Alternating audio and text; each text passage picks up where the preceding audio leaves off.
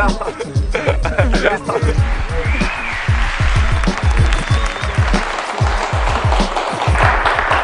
just got off the plane in New York and I get this call from my agents. It's urgent, they're telling me, right? It's urgent, check it, because the people from Seinfeld had just called them. They wanted me to get on the plane the very next morning to guest star in an episode of Seinfeld, right? I never really watched Seinfeld, right? But the few times I've seen clips of it, or it was on in somebody's house, I never really had a problem with it, right? And then these voices start coming into my head like, do you know how many actors would kill to be in this position? Position. And I start thinking, and for some reason, I'm thinking about all the young people I seen in jails when I was working in jails. Some of them aspiring actors who used to say to me, hey, yo, you're pretty good. Why aren't you on TV? And I thought, damn, I don't know, you know? I mean, I worked hard, I paid dues, I trained to be an actor, right? Then I start to figure, you know, everybody loves Seinfeld, so what could go wrong? Nah, it seemed like everywhere I turned, everybody I called in that 1 hour I had to decide, right? It seemed like everybody not only had no problem with Seinfeld, but they really liked Seinfeld. So then I got all amped, you know? I was like, wait a second, I'm gonna be on Seinfeld, you know? All these people are gonna see me and be like, oh shit, I see you on Seinfeld. Ah. And that can't feel too bad, right? So I read through the script and I'm laughing here and there. You know, it's funny, it's one of these Seinfeld episodes that doesn't really have a plot, it's just got subplots. You know you watch the shit. So the main subplot is that the guy who takes care of the pool and collects towels at Jerry's health club wants to befriend him. He's really enthusiastic in an almost psychotic way about spending time and hanging out with Jerry. There's some funny moments, like eventually the guy shows up at Jerry's place and he wants to hang out, but Jerry disses him and the guy gets pissed off, and ultimately at the end of the show, he puts dirty towels in Jerry's locker.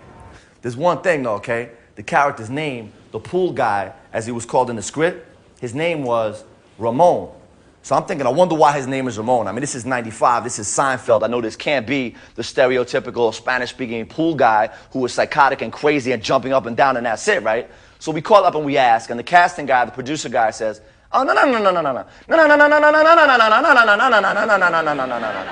Not at all. You know, they show you on HBO, they love you. You can make him whoever you want. I said, are you sure, whoever? The guy said, definitely. He could be whoever you want him to be. He doesn't even need to be Ramon. So I get to the airport before the sun rises. They fly me out first class, TWA.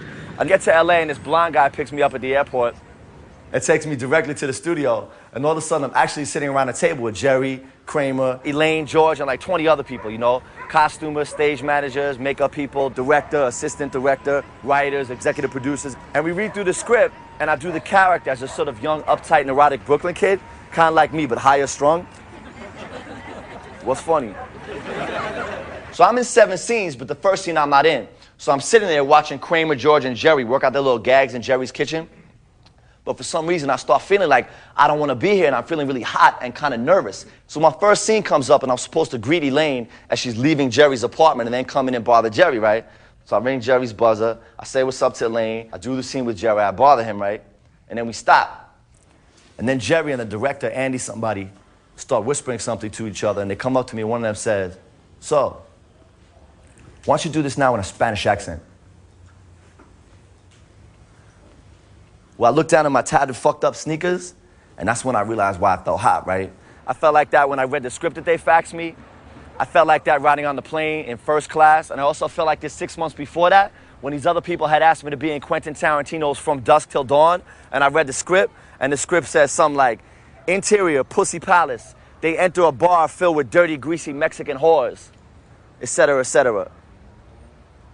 And my agent said, how could I say no? Because Harvey Keitel and George Clooney and Tarantino are going to be in it with you, man. And Rob Rodriguez is directing. And he's Hispanic, isn't he? Well, I looked down at my fucked up sneakers, and my fucked up sneaker said, always listen to your instinct, kid.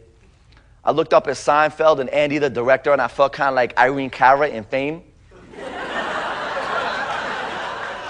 But I said, I'm sorry, I can't do that. So Jerry says, what? Well, why not? And I said, look, I don't want to waste your time getting into an argument over why not. Obviously, you have a successful formula for the show. I don't want to change it. You know, why don't we look for an alternative? Like, instead of Ramon, let's make him Israeli, and he could be Shimon. Or let's make him Ray. Or let's keep it Ramon, right, but not with a Spanish accent. So Jerry says, but I don't get it. Is it derogatory? Is it derogatory? Is it derogatory? Is it derogatory? I mean, are you an actor? Isn't that your craft? Isn't that what you do? You know, little accents. I said, well, I play different characters, B, but why does the pool guy have to be in a Spanish accent?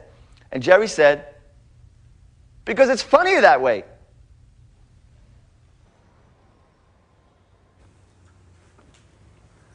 His name is Ramon.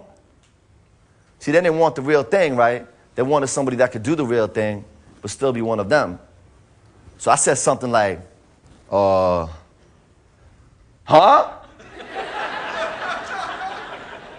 But then I said, come on, I don't think it's funny that way. Accents aren't funny. People are funny. Like you, Jerry, you're funny, I think. This, of course, was not the conversation I wanted to get into with a group of jaded Hollywood millionaire stars, right? But I didn't... No offense, I don't know who the fuck is here, right? But I said, look, if you wanted a funny Spanish accent, you should have gotten a funny Spanish actor from Spain, because that's where Spanish people are from. It's true. Then the guy who plays Kramer comes up to me and says, look, just do it. Don't even think you're doing a guy with a Spanish accent. Pretend you're doing a guy who's doing a Spanish accent. I swear to God. Because otherwise they're going to replace you. You don't want that. I was like, yes, I do. But then the jokes start coming, like Jerry says, so Danny, why don't we do the next scene in blackface? Ooh. Well, I get back to the hotel and I get a call that Friday's rehearsal has been postponed, right? Now, they don't work on weekends and they shoot on Monday, so when is it postponed until? That night, my agent called me and told me the part was recast and I could get on the plane whenever I felt like it and leave, so I did. I broke out, and they never paid me. Maybe if they at least pay me, I wouldn't be telling this story. Oh.